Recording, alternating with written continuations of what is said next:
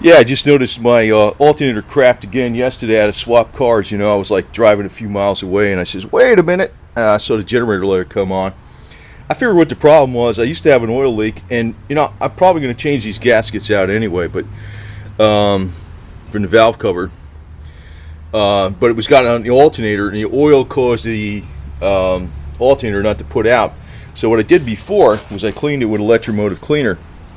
This time I didn't have that much of this stuff. I forgot to get some more. I figured it was okay. I was using it for weeks. Then the generator light comes on, and I tried.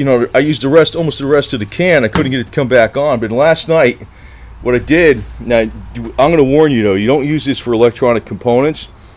But what I did with the engine off, I used a whole can of this stuff in the alternator. Let it dry out for about 4 hours. And I started it up, putting out no problem. So it was oil from before, probably mixed around. So I'm checking my battery. I'm going to kind of go over some things because I don't know if I'm going to, I've got such a hard head about keeping cars not kicking my ass. I'm not really too fond of this electronic bullshit car, but I'm not going to put the money into an alternator in this one if I don't have to, because what I'll do is I'm going to get, even though I got good alternators on the Jeep and the El Camino, I'd rather put more money into this, and that thing's a bitch to change. I mean, I could change out the Jeep generator, the alternator, literally 12 times in an amount of time. I could do that one, no problem. I mean, without exaggerating. That's why really I don't want to do it. It's not so much the money.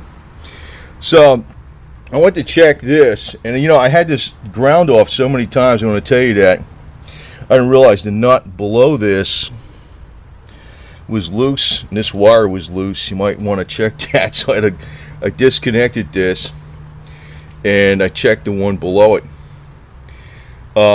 So anyway, your resting voltage on your battery should be about 12.7 volts for fully charged. That's probably about right with this one, because there's always a little bit of a minimal charge taken on this thing, but that's still about a 90% charge, and it's got an the best quality AutoZone battery in it or some shit, So anyway, I'm going to start this bad boy up.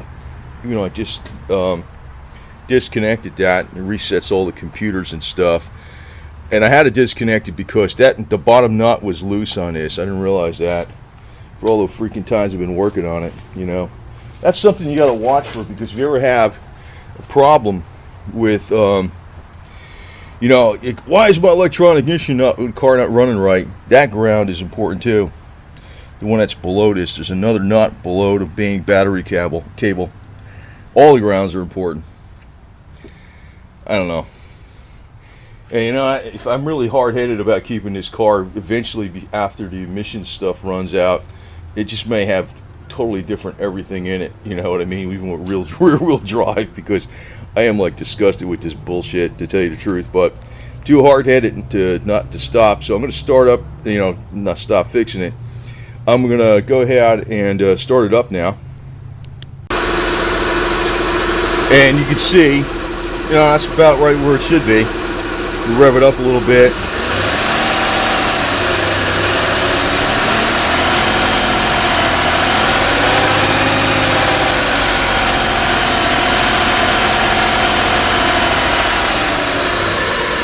So it's putting out. The alternator's putting out. I'm not going to change it. It was just dirty. I didn't really clean the shit out of it last time, so I'm going to head into Walmart and get some stuff. I'm going to probably put 2 cans of starting fluid in it, followed by 1 can of electronic cleaner.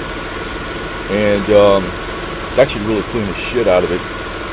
And see how that works out. It should keep it that way. It should stay clean. I don't see any real leaks up in here or nothing, because the belt wasn't greasy or nothing. It was probably just oil from before. But I'll tell you what, man, it's like you got to keep after the shit, But if you took this to a garage, I'll tell you, my cost on an alternator might be a little over $100, but they'll charge you $250 for the part. I don't know, a couple hundred for the labor. You're talking $500, right? And what's it going to cost me? 2 cans of stuff. So I just don't want to change it in this car, though, to tell you the truth. But if I change it, I'll upload a video on it, how to do it. And I suggest that if you go work on this car a lot, get yourself a good 1/4-inch drive ratchet set. Like I got a few of them now, but I also got the one that's down here.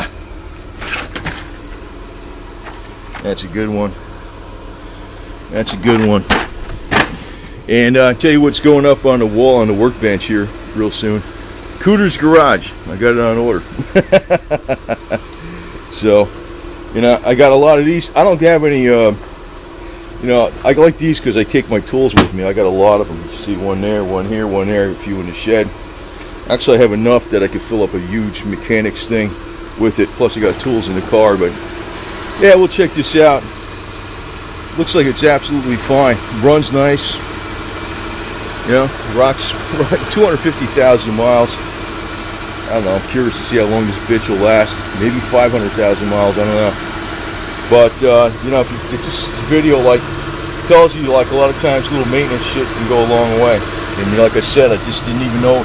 I didn't even notice this was loose. I've been removing this ground and taking this ground off so many times to do different things on this car that yeah, it's you got to watch that because your car starts running funny. This ground's loose. That the one on the bottom, not the one on the top. You got to watch that one.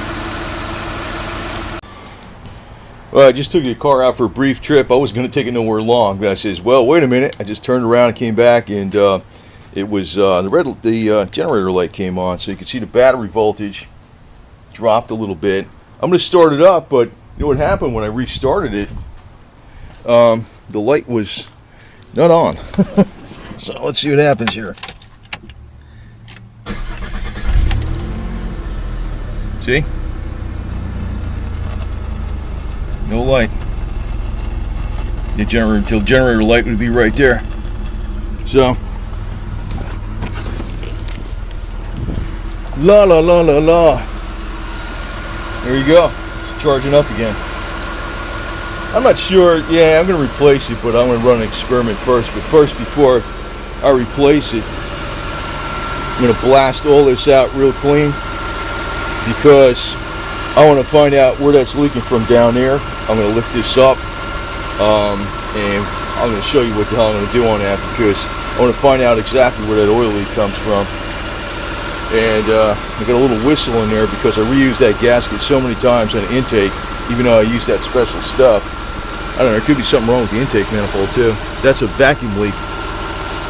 You hear that little whistle. So, get it straightened out. That's why I've got my Cooter's Garage kind of sign coming for inspiration. Anyway. But I hope you enjoy this kind of shit because, you know, I like doing this kind of stuff, you know. If you want to just follow along with it. But I could probably provide you some tips, especially on this particular car. Which, it sucks. It really does. Because, you know, when they freaking make these cars... But you know the problem is? If you go buy yourself another car today, it's worse. And then, here's where it's going. They're going to stick... they're going to track you. You're going to be able to shut your car off. You're going to be able to freaking... You know, I already got that today, right? It's an OnStar system and all that bullshit. I'm like, you know, the more you freaking just go, well, I'll get something new, the more they got you by the cojones. So, actually, I want to go backwards. I'm thinking not even the 50s and 60s, more like the 30s and 40s. You know, no fenders, no, maybe the running boards, I don't know, maybe the running boards. But nothing like this kind of shit. Not even the 50s and 60s, man. Because, you know, that's, the 30s and 40s was before my time. See, this actually, that's actually from, that service light is actually from, what do you call it? The, what is it? What the hell is that thing called again? The EGR valve going, which is actually probably the intake manifold leak, which I already diagnosed what the hell that is. You know, but it's a lot of work, man. It's hard to work on this fucking thing. I can tell you that right now. It is. It's a pain in the ass. I could do anything else on another car in like a tenth the time. That's what's a pain in the ass about working on this car. So anyway, no mechanics like working this fucker too, so that's the way it is. But anyway, we'll get it straightened out, and I'm going to check on this alternator some more. I'm going to spray 2 cans of starting fluid in there, then followed by a can of electronic cleaner, and see if it straightens out. Because and I'm going to take it nowhere long until I'll change it anyway. But I just want to run that as an experiment. And you see the battery voltage comes back up again. 12.7 is about 12.65 to 12.7 is a fully charged battery. So anyway, I'm going to give you an update on how the hell to clean the shit out of the engine and the stuff I use on it versus engine cleaner. The stuff I use is like a couple bucks. I know there's easy off oven cleaner and stuff too, but I use something else. I'll tell you what it is. That'll be on the next video probably today.